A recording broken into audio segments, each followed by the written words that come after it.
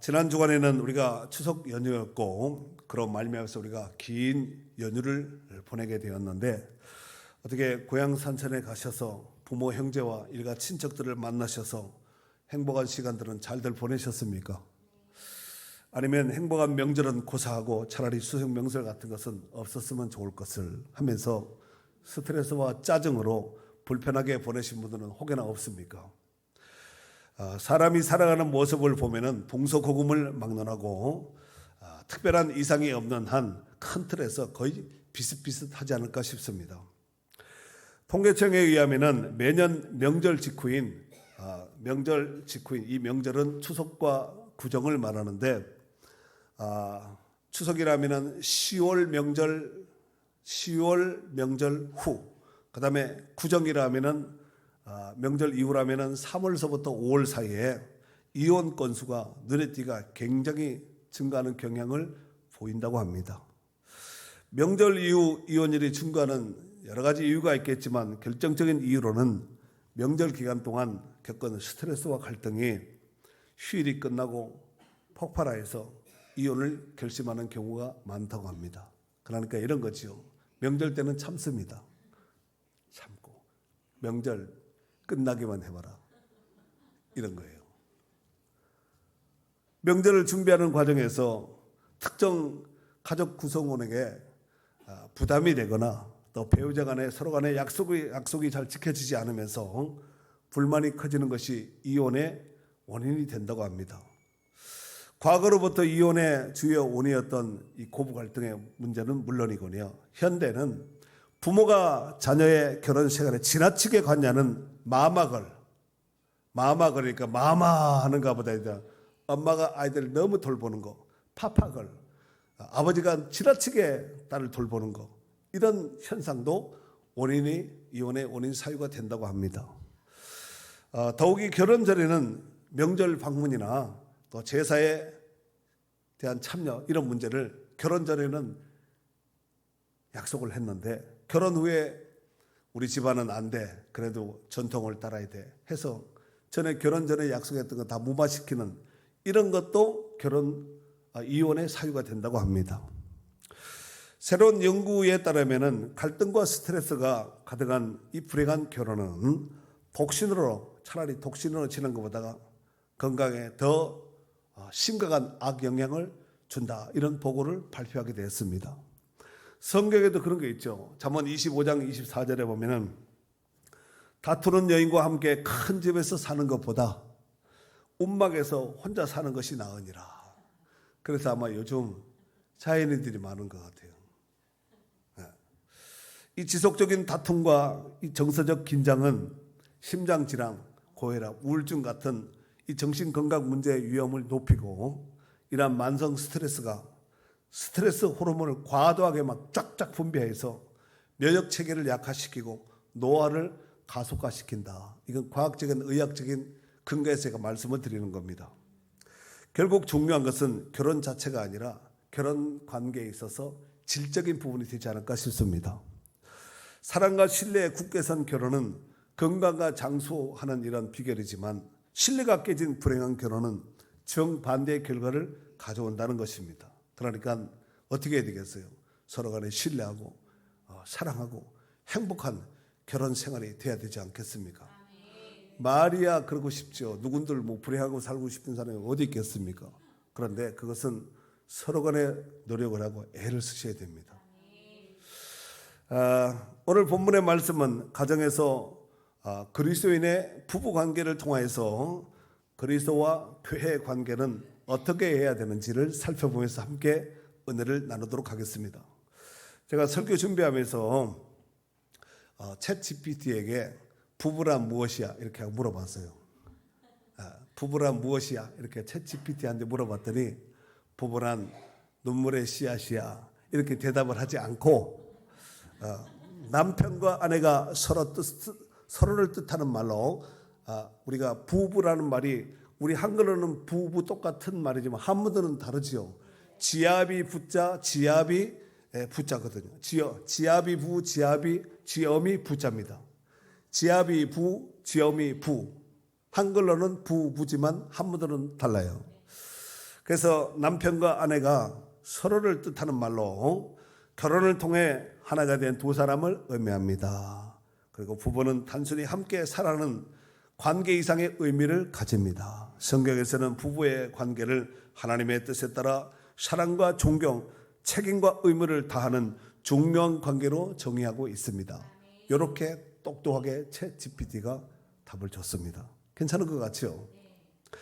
자, 오늘 부부에게 주는 귀한 말씀인데 그 중에서 먼저 순서대로 22절에 보면은 아내들이여 하고 이렇게 말하고 있으니까 먼저 한번 아내에게 주신 말씀을 먼저 보도록 하겠습니다. 22절에서부터 24절까지인데 한번 읽어주세요. 누가 읽나요?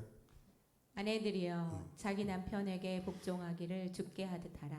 이는 남편이 아내의 머리됨이 그리스도께서 교회의 머리됨과 같음이니 그가 바로 몸의 구주시니라.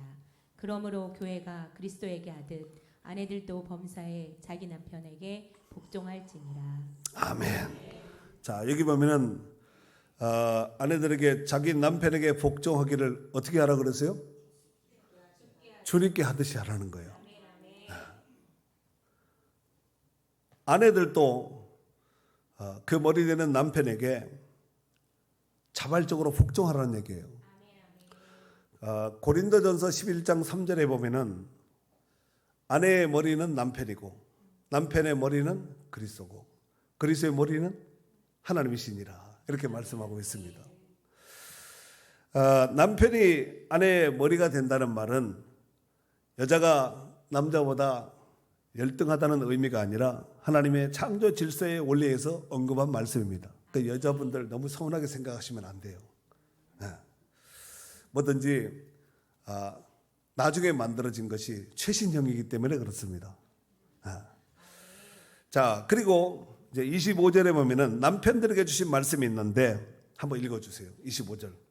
남편들아 아내 사랑하기를 그리스도께서 교회를 사랑하시고 그 교회를 위하여 자신을 주신과 같이 하라. 아멘. 네. 교회를 향한 그리스도의 사랑은 어느 정도일까요? 자기 생명도 아낌없이 내어주신 무조건적인 희생적인 사랑을 말하는 것입니다. 남편은 자기 아내를 사랑함에 있어서 그와 같이 하라라고 말씀하고 있습니다. 그리스도인의 부부 관계를 통하여서 티나 주름 잡힌 것이나 이런 것이 없이 걸어가고 흠이 없게 해서 결국은 뭐 하자는 얘기일까요? 잘 먹고 잘 살자는 얘기가 아니라 영광스러운 하나님의 교회를 세우기 위함입니다. 그 내용이 27절에 있는데 제가 한번 읽어줄 수 있겠어요?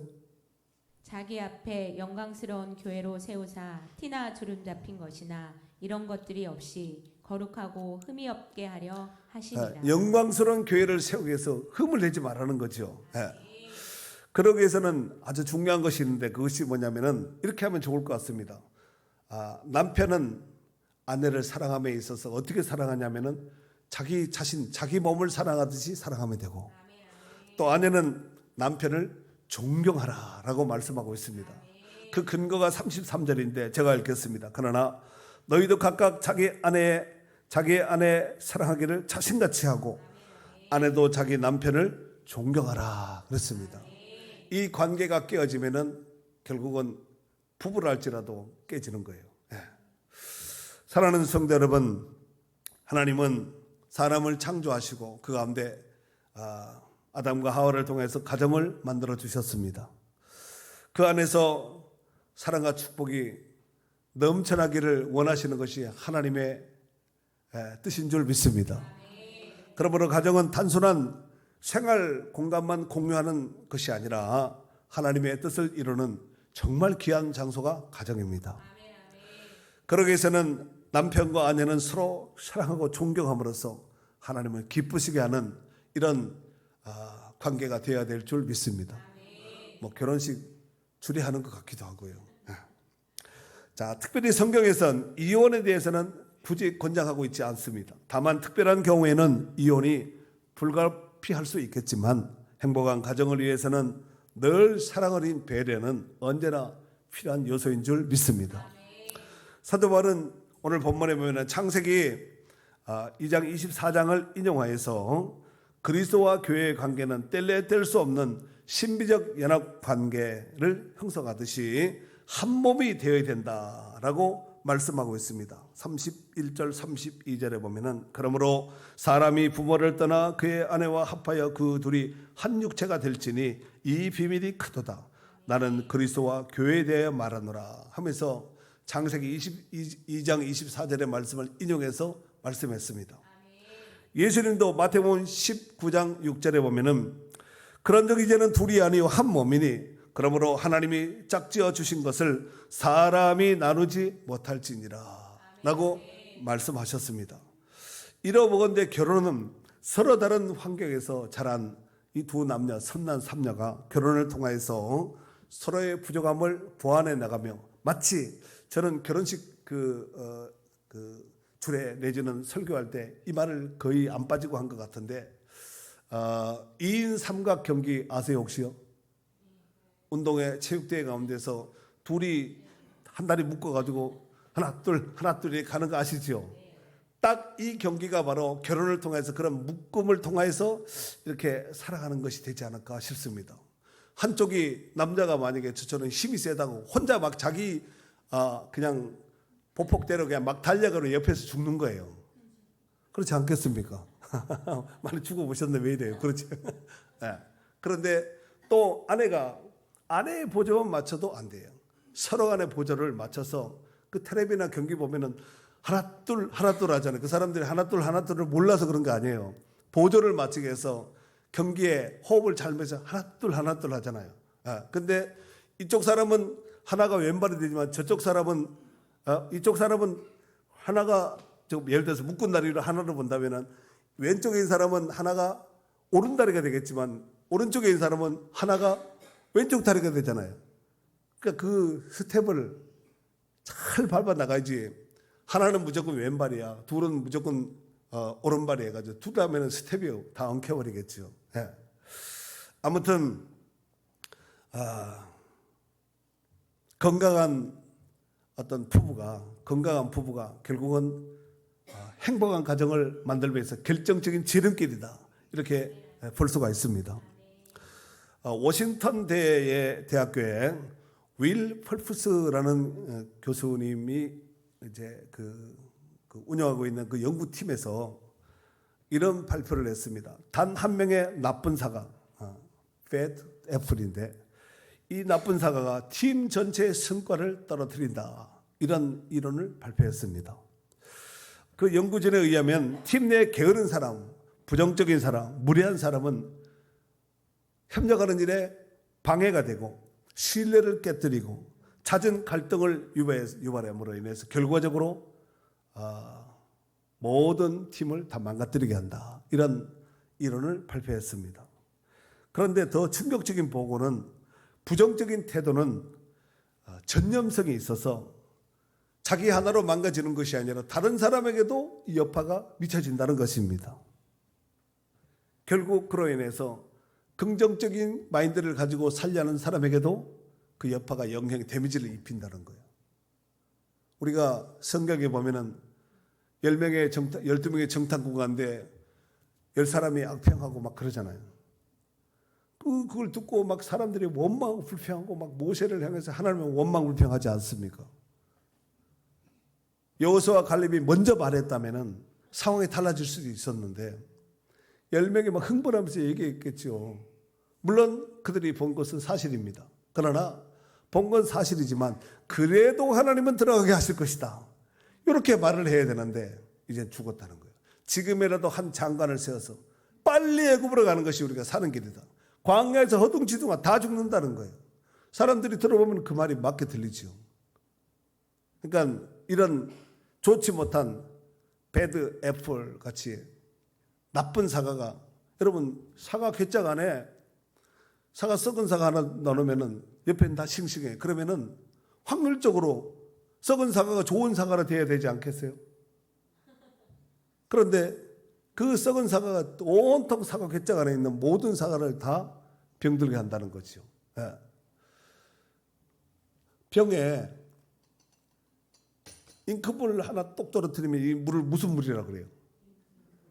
잉크물에 이거 가지고 써지겠어요? 써지지도 않는 잉크물이잖아요. 마실 수 있겠어요?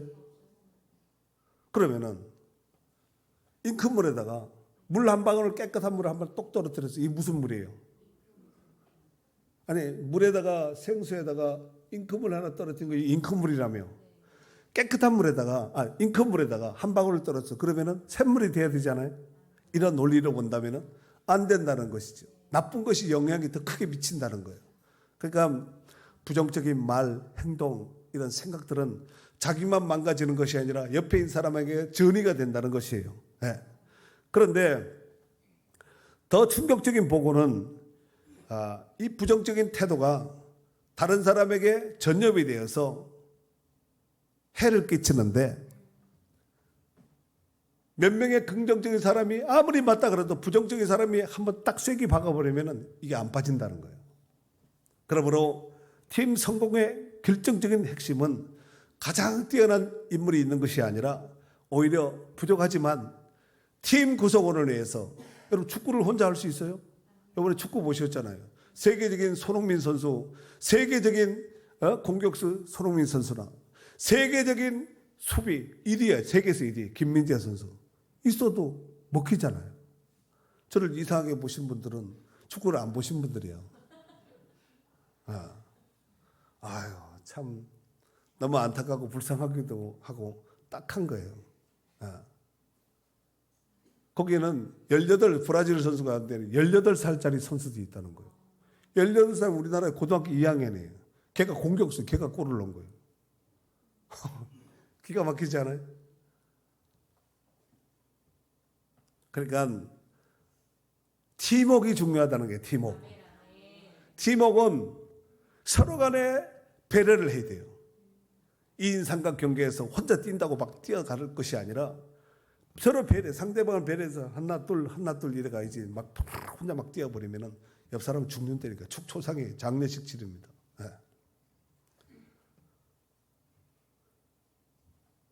가정을 세움에 있어서 한 가정을 세움에 있어서 여러분들은 가장 중요한 것이 무엇이라고 생각합니까? 제가 한번 설교 준비하면서 한번 질문을 저한테 던져봤습니다. 저는 그렇게 한번 생각을 해보았는데 사랑 어린 관심과 배려가 아닐까 싶습니다. 물론 다르게 또 답을 하실 수도 있습니다. 사랑이 담긴 관심과 배려. 사실 가정의 구성원은 전혀 다른 청춘 남녀가 사랑을 해서 만나서 사랑을 하고 결혼을 해서 가정을 꾸리고 자식을 낳고 살림을 하는 것이 아니겠습니까? 그런데 만약 부부 사이에 그런 신뢰가 딱 깨트려져 버리면은 가정은 순식간에 어제까지만 그렇게 좋아도 오늘 박살이 날 수 있습니다. 그렇게 부부가 깨어지면은 갈라지면은 결정적인 치명타는 자식이 입습니다. 자식은 그냥 심각해지는 거예요. 부부는 절대로 헤어지지 말고 정말 자식들을 위해서라도 헤어지지 말아야 됩니다. 자식들을 영육간에 잘 양육 길러서 행복한 가정, 정말 훌륭한 가문을 세워나갈 수 있는 이런 부부, 가정, 가문이 되어야 될 줄 믿습니다. 어느 종합병원 앞에 이런 게시판이 적혀 있었답니다. 전갈에 물렸던 분이 이곳에서 치료받았습니다. 그분은 하루 만에 나와서 퇴원했습니다.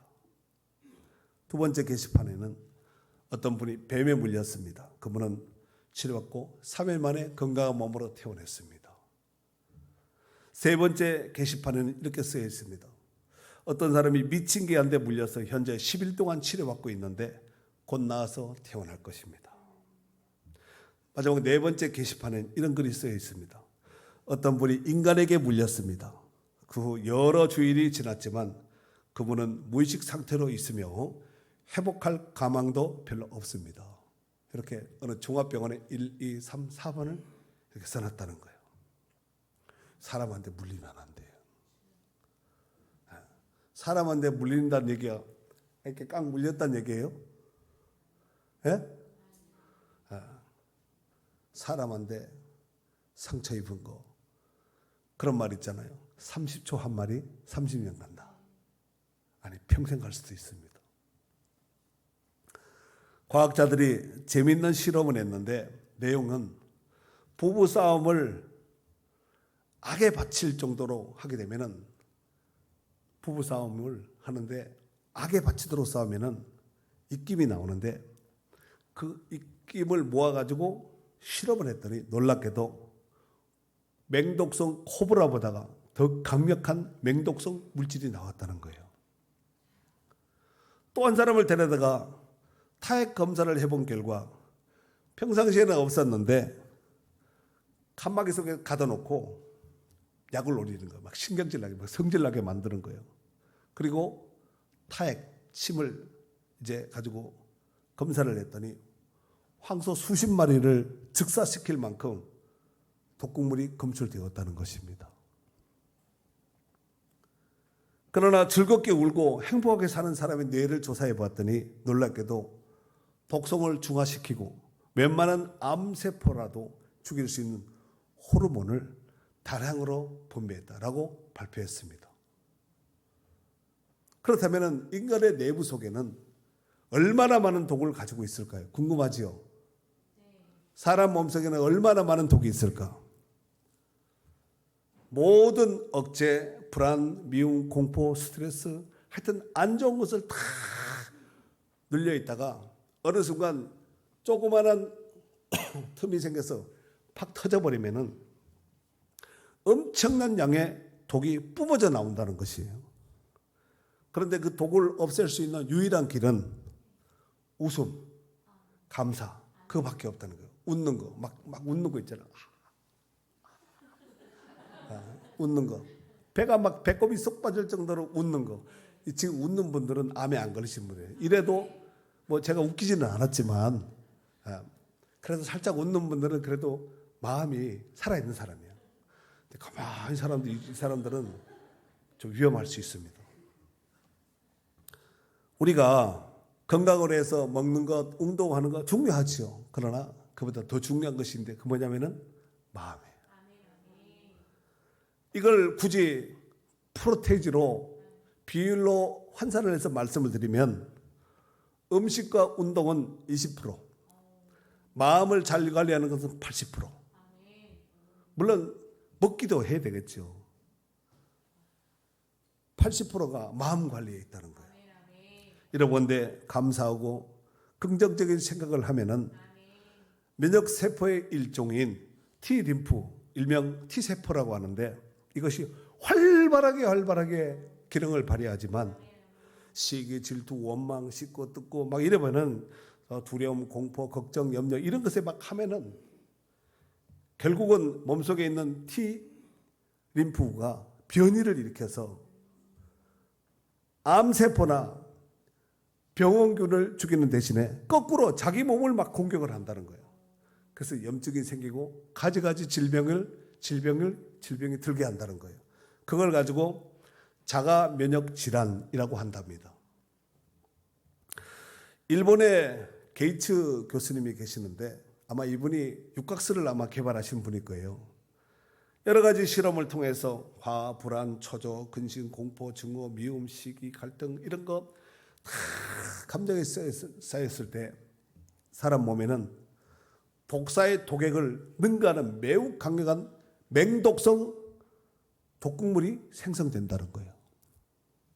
문제는 맹독성 독사, 살모사 이런 경우에는 그 독을 저축해 놓는 기관 주머니가 따로 있다는 거예요. 주머니가.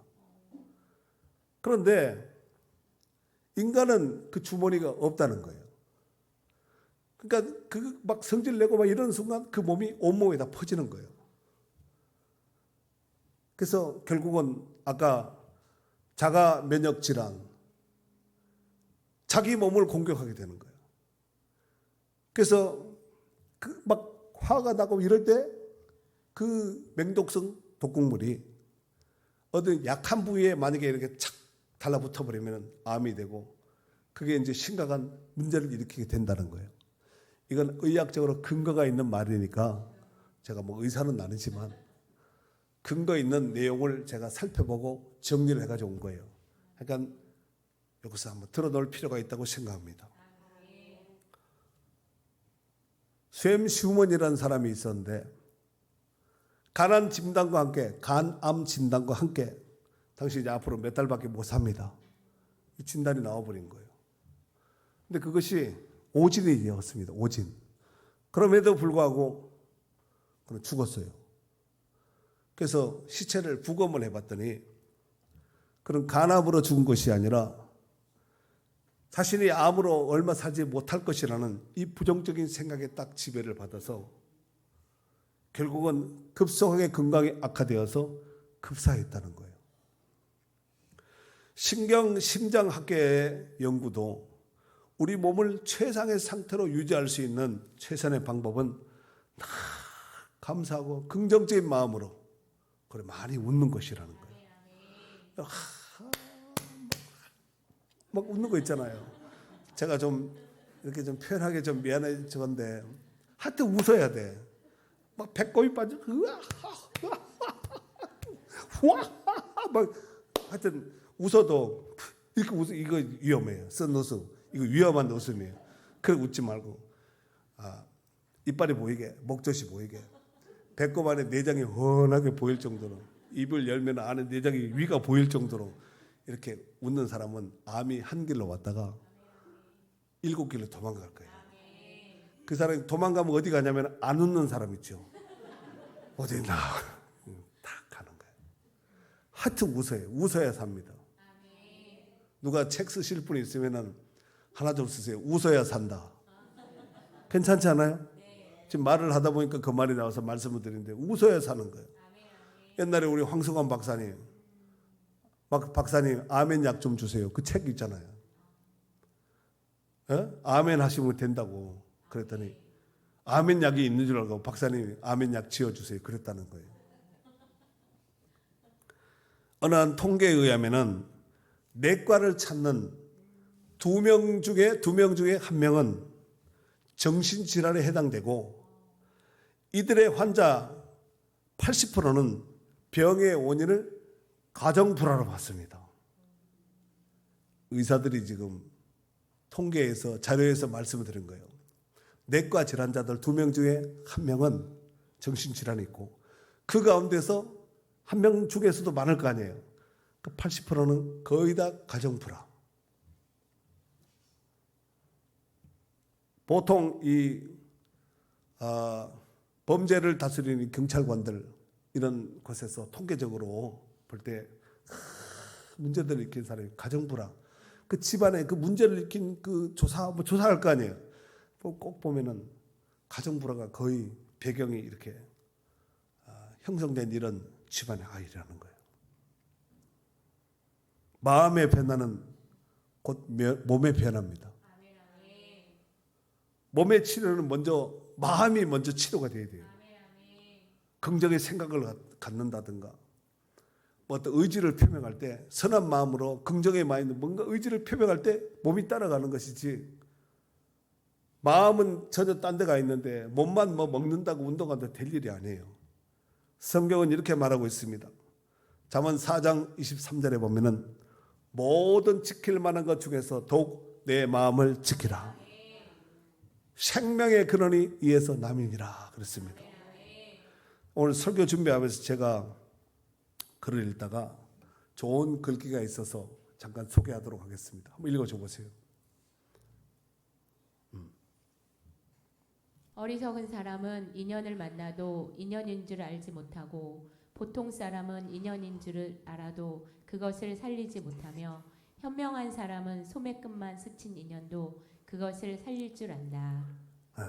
성경은 아니지만 어리석은 사람은 인연을 만나도 인연인지 모르는 거예요.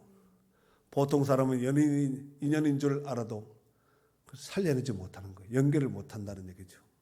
현명한 사람은 소매끝만 스쳐도 인연인 줄 알고 살린다는 거예요. 이 세상에 만남 중에 수많은 인연들이 있지만 특별히 부부의 인연은 하나님이 직접 개입하셔서 인연을 맺게 하셨고 오묘한 방법으로 우리가 상상을 초월합니다. 그래서 부부를 맺게 하고 이런 신비적 관계, 부부는 신비적 관계거든요. 하지만 그럼에도 불구하고 갈라서고 이혼하는 경우는 얼마든지 있습니다. 그러기에 부부간에 서로 사랑함과 끊임없는 배려는 필수예요. 끊임없는 배려, 몇 번 배려했다 되는 것이 아니라 끊임없는 배려. 끊임없는 배려를 잘하려면 자기가 죽으면 돼. 죽으면 문제될 것이 하나도 없습니다. 요만큼이라도 살아있으면 작용을 하는 거예요. 내가 나를 무시해도 유분수지. 우리 집안이 없다고 그렇게 깔보고 그런 말 하면 되냐. 너희 집에 뭐 있는데? 우리 집도 옛날에 왕족이다 양반이다. 이 시작하면 끝이 안 나는 전쟁이거든요. 부디 주 안에서 정말 부부가 건강한 부부, 정말 믿음으로 하나 된 온전한 부부가 되어서 행복한 가정을 이루시고 자자손손 하나님의 축복을 누리는, 대를 이어서 누리는 귀한 가정들이 될 수 있기를 주의 이름으로 축원합니다. 축원합니다.